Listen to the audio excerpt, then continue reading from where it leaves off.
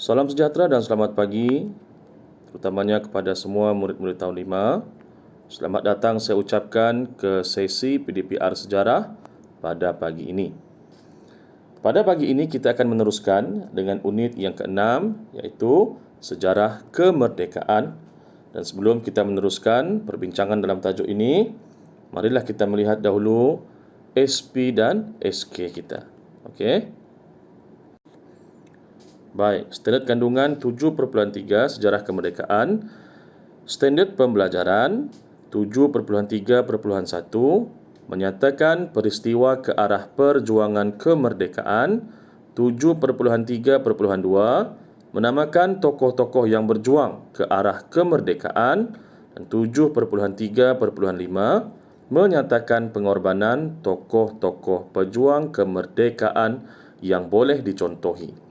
Objektif pula, pada akhir pembelajaran dan pengajaran, murid akan dapat mengetahui peristiwa ke arah perjuangan kemerdekaan, menyatakan nama-nama tokoh yang berjuang ke arah kemerdekaan, dan yang ketiga, mengenal pasti pengorbanan tokoh-tokoh perjuang yang boleh dicontohi. Kita mulakan dengan pejuang kemerdekaan Datuk On bin Jaafar. Beliau merupakan pengerusi Kongres Melayu pada tahun 1946 yang dipertua pertama United Malays National Organisation UMNO pada tahun 1946.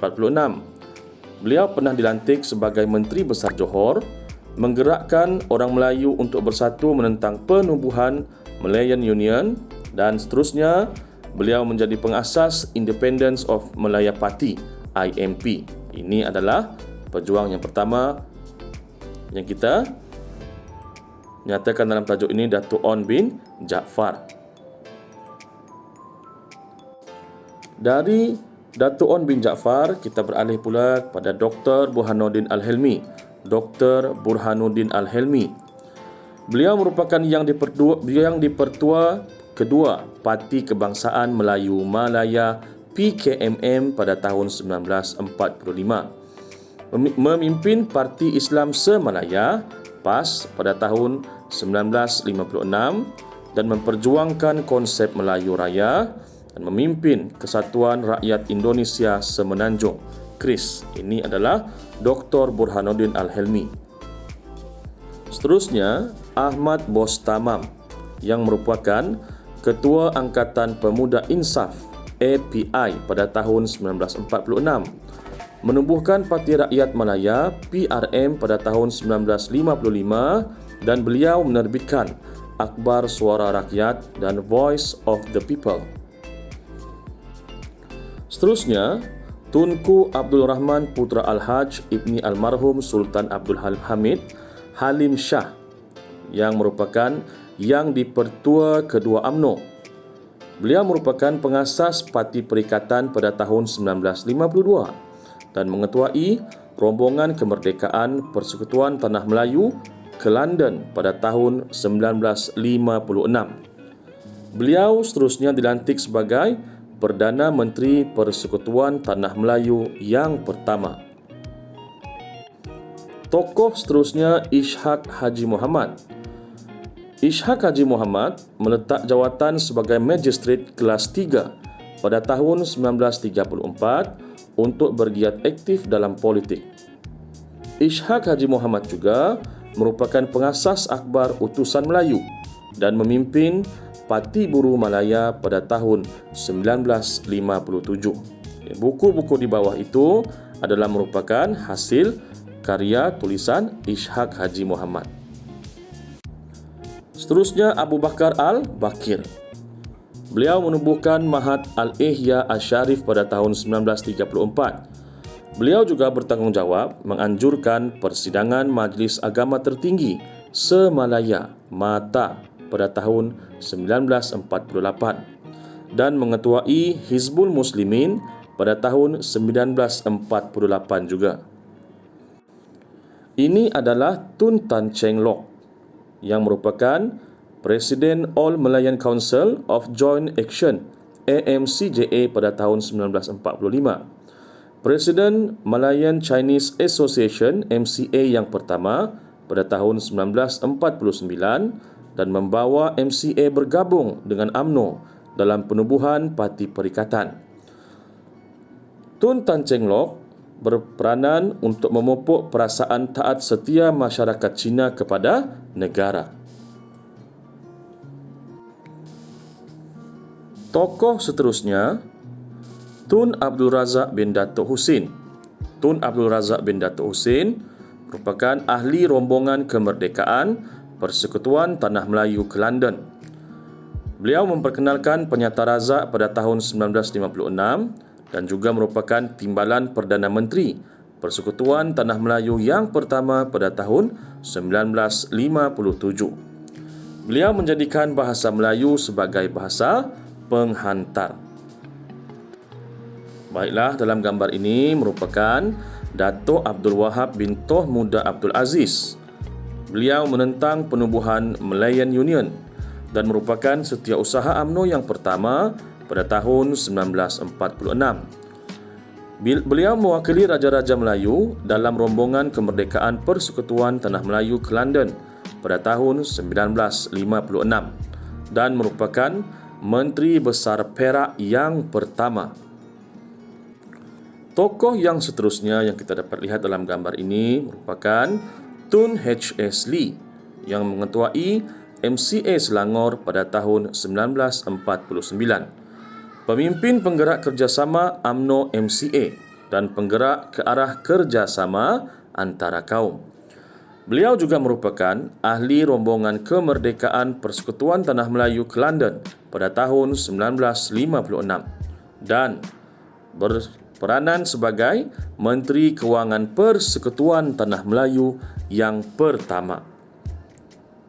Baiklah, kita teruskan dengan tokoh yang seterusnya, Tun V.T. Sambandhan yang merupakan Presiden Malayan Indian Congress MIC yang kelima pada tahun 1955. Beliau juga menyertai rombongan kemerdekaan pada tahun 1957 dan merupakan Menteri Kesihatan Persekutuan Tanah Melayu yang pertama.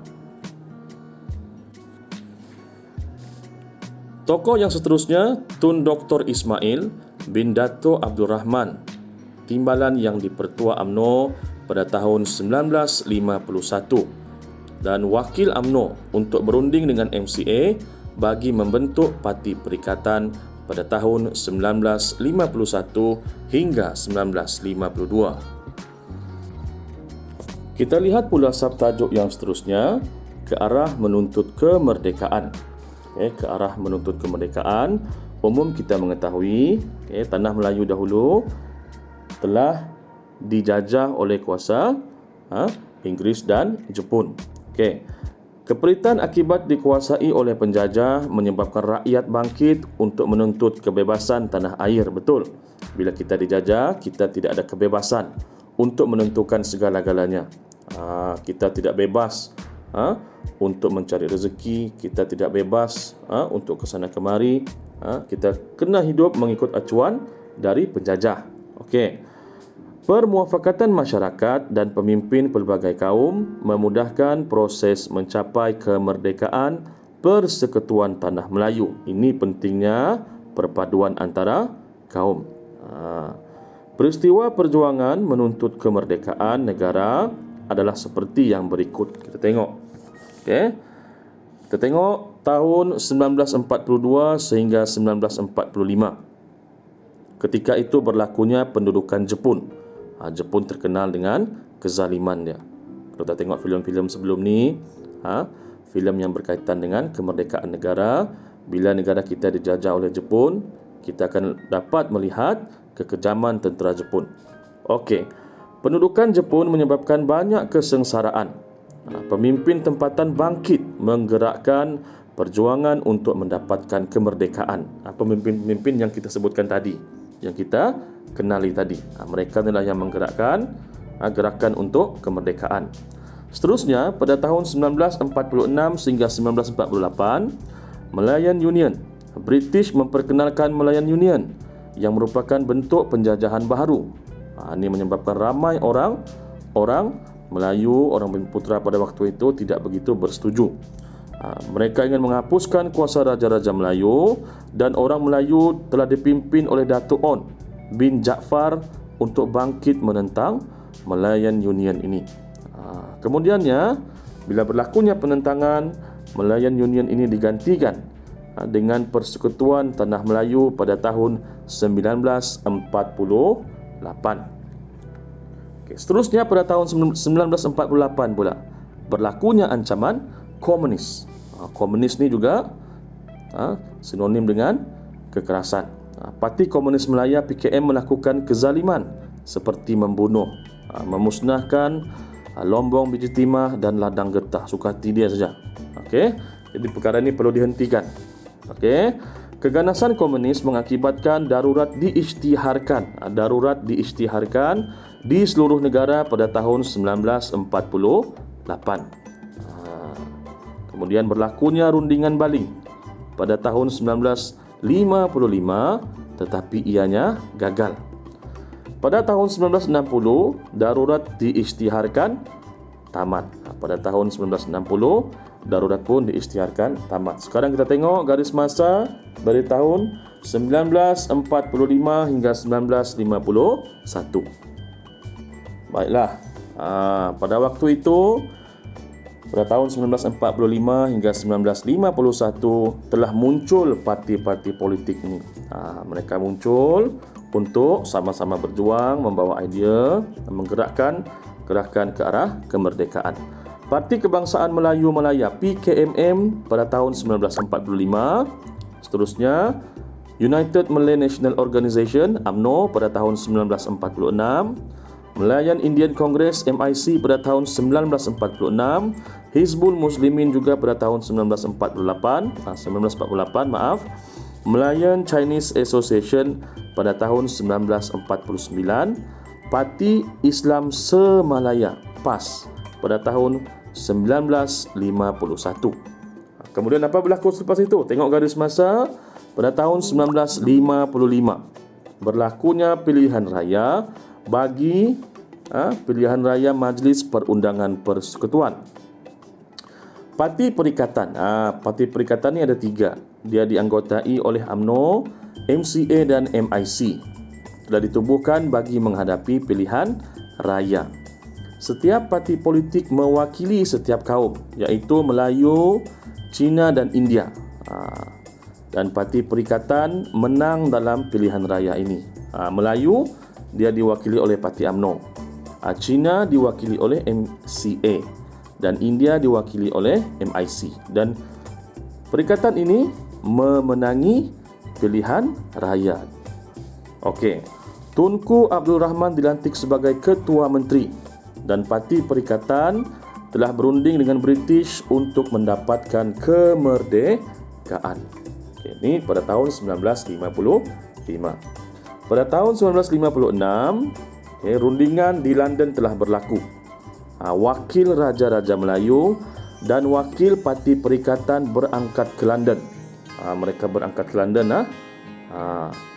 Tujuan mereka ke London untuk berunding dengan British berkaitan dengan kemerdekaan. Mereka nak dapatkan kemerdekaan, nak minta persetujuan, nak pilih tarikh kemerdekaan.